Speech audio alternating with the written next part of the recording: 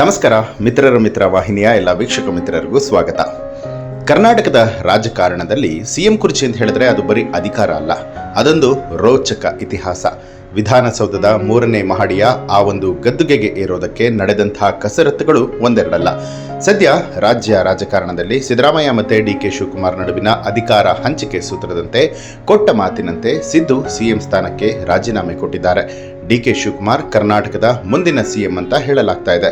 CLP ಸಭೆಯ ಬಳಿಕ ಈ ಬಗ್ಗೆ ಅಧಿಕೃತವಾಗಿ ಘೋಷಣೆ ಆಗುತ್ತೆ. ಕರುನಾಡಿನ ಮುಂದಿನ ಮುಖ್ಯಮಂತ್ರಿಯಾಗಿ ಗದ್ದುಗೆ ಏರೋದಕ್ಕೆ ಕನಕಪುರದ ಬಂಡೆ ಡಿ.ಕೆ. ಶಿವಕುಮಾರ್ ಭರ್ಜರಿ ತಯಾರಿಯನ್ನು ನಡೆಸಿದ್ದಾರೆ.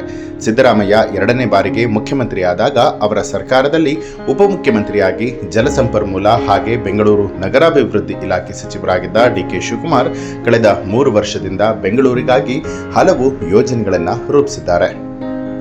ಇದೆಲ್ಲದರ ನಡುವೆ ಡಿ.ಕೆ. ಶಿವಕುಮಾರ್ ಅವರ ಹೆಸರಿನಲ್ಲಿರುವಂತಹ ಆಸ್ತಿಯ ಬಗ್ಗೆ ಸಾಕಷ್ಟು ಚರ್ಚೆಗಳು ನಡೀತಾ ಇದೆ. ಹೌದು, ಅವರಲ್ಲ ಇವರಲ್ಲ, ಭಾರತದ ಅತ್ಯಂತ ಶ್ರೀಮಂತ ಶಾಸಕ ಕರ್ನಾಟಕದ ಮುಖ್ಯಮಂತ್ರಿ ಆಗ್ತಾ ಇರುವಂಥದ್ದು.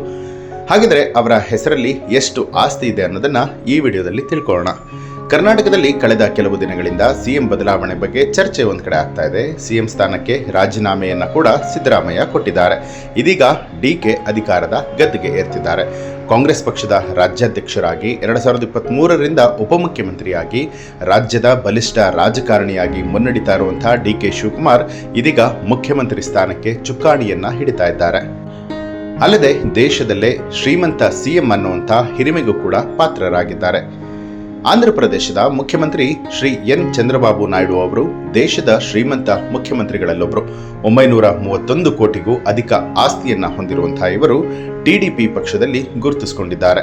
ಇನ್ನು ನಂತರದ ಸ್ಥಾನದಲ್ಲಿ ಈ ಮುಂಚೆ ಡಿ.ಕೆ. ಶಿವಕುಮಾರ್ ಅವರಿದ್ರು. ಈಗ ಅಧಿಕಾರವನ್ನ ವಹಿಸಿಕೊಂಡ ನಂತರ ಡಿ.ಕೆ.ಶಿ ಅವರು ದೇಶದಲ್ಲೇ ಅತ್ಯಂತ ಶ್ರೀಮಂತ ಮುಖ್ಯಮಂತ್ರಿ ಕೂಡ ಆಗ್ತಾರೆ. ಹೌದು, ಅಸೋಸಿಯೇಷನ್ ಫಾರ್ ಡೆಮಾಕ್ರೆಟಿಕ್ ರಿಫಾರ್ಮ್ ಅಂದರೆ ADR ವರದಿ ಪ್ರಕಾರವಾಗಿ 2023ರ ವಿಧಾನಸಭಾ ಚುನಾವಣೆ ವೇಳೆಯಲ್ಲಿ ಸಲ್ಲಿಸಿರುವಂತಹ ಅಫಿಡೇವಿಟ್ನ ಪ್ರಕಾರವಾಗಿ ಡಿ.ಕೆ. ಶಿವಕುಮಾರ್ ಅವರ ಒಟ್ಟು ಆಸ್ತಿಯ ಮೌಲ್ಯ 1413 ಕೋಟಿ ರೂಪಾಯಿ ಆಗಿದೆ. ಅಂದರೆ 2008ರಲ್ಲಿ ಡಿ.ಕೆ.ಶಿ ಅವರ ಆಸ್ತಿ 840.08 ಕೋಟಿಗಳಷ್ಟಿತ್ತು. ಬರೀ 5 ವರ್ಷದಲ್ಲಿ 500 ಕೋಟಿಗೂ ಅಧಿಕ ಆಸ್ತಿಯ ಹೆಚ್ಚಳ ಕಂಡಿದೆ. ಇನ್ನು ಇವರ ಚರಾಸ್ತಿ ಅಂದರೆ ಮೂವೇಬಲ್ ಅಸೆಟ್ಸ್ 273 ಕೋಟಿ ರೂಪಾಯಿ ಆಗಿದ್ದು, ಸ್ಥಿರಾಸ್ತಿ ಅಂದರೆ ಇಮ್ಮೂವೇಬಲ್ ಅಸೆಟ್ಸ್ ಸುಮಾರು 1140 ಕೋಟಿ ರೂಪಾಯಿಗೆ ಸೇರಿರುವಂಥದ್ದು. ಇಷ್ಟು ಆಸ್ತಿಯನ್ನ ಹೊಂದಿದ್ರು ಕೂಡ ಡಿ.ಕೆ.ಶಿ 265 ಕೋಟಿಯಷ್ಟು ಸಾಲವನ್ನ ಹೊಂದಿದ್ದಾರೆ ಅಂತಲೂ ಕೂಡ ಹೇಳಲಾಗುತ್ತೆ. ದೇಶದ 5 ಶ್ರೀಮಂತ ರಾಜಕಾರಣಿಗಳ ಪಟ್ಟಿಯಲ್ಲಿ ಆಂಧ್ರಪ್ರದೇಶದ ಮುಖ್ಯಮಂತ್ರಿ ಚಂದ್ರಬಾಬು ನಾಯ್ಡು ಅವರು 931 ಕೋಟಿ ರೂಪಾಯಿ ಆಸ್ತಿಯೊಂದಿಗೆ ಅಗ್ರ ಸ್ಥಾನದಲ್ಲಿದ್ದರು. 2ನೇ ಸ್ಥಾನದಲ್ಲಿ ಡಿ.ಕೆ.ಶಿ ಅವರಿದ್ದರು. 3ನೇ ಸ್ಥಾನದಲ್ಲಿ 51 ಕೋಟಿಗಳನ್ನು ಹೊಂದಿರುವಂತಹ ಸಿದ್ದರಾಮಯ್ಯ ಅವರು ಗುರುತಿಸಿಕೊಂಡಿದ್ರು. ಇದೀಗ ಡಿ.ಕೆ.ಶಿ ಅವರ ಆಸ್ತಿ ಹೆಚ್ಚಳ ಆಗಿರೋದರಿಂದಾಗಿ ಈಗ ಇಡೀ ದೇಶದಲ್ಲೇ ಡಿ.ಕೆ.ಶಿ ಅವರೇ ಅತ್ಯಂತ ಶ್ರೀಮಂತ ರಾಜಕಾರಣಿ, ಅತ್ಯಂತ ಶ್ರೀಮಂತ ಮುಖ್ಯಮಂತ್ರಿ ಕೂಡ ಆಗಿರುವಂಥದ್ದು. ಇನ್ನು ಉಳಿದಿರುವಂತಹ 2 ವರ್ಷಗಳಲ್ಲಿ ರಾಜ್ಯವನ್ನ ಯಾವ ಮಟ್ಟಕ್ಕೆ ಕೊಂಡೊಯ್ತಾರೆ, ಯಾವೆಲ್ಲ ಅಭಿವೃದ್ಧಿ ಕಾರ್ಯಗಳನ್ನ ಮಾಡ್ತಾರೆ ಅನ್ನೋದನ್ನ ಕಾದು ನೋಡಬೇಕು. ಈ ಒಂದು ಮಾಹಿತಿಗೆ ಸಂಬಂಧಪಟ್ಟ ಹಾಗೆ ನಿಮ್ಮ ಅನಿಸಿಕೆ ಅಭಿಪ್ರಾಯವನ್ನ ಕಮೆಂಟ್ ಮಾಡಿ ತಿಳಿಸಿ. ಹಾಗೆ ನೀವಿನ್ನೂ ಕೂಡ ನಮ್ಮ ಚಾನಲ್ ಅನ್ನ ಸಬ್ಸ್ಕ್ರೈಬ್ ಮಾಡಿಲ್ಲ ಅನ್ನುವಂಥದ್ದಾದ್ರೆ ಈಗಲೇ ಮಿತ್ರರ ಮಿತ್ರ ಚಾನಲ್ ಅನ್ನ ಸಬ್ಸ್ಕ್ರೈಬ್ ಮಾಡಿ ಬೆಲ್ ಐಕಾನ್ ಒತ್ತಿ.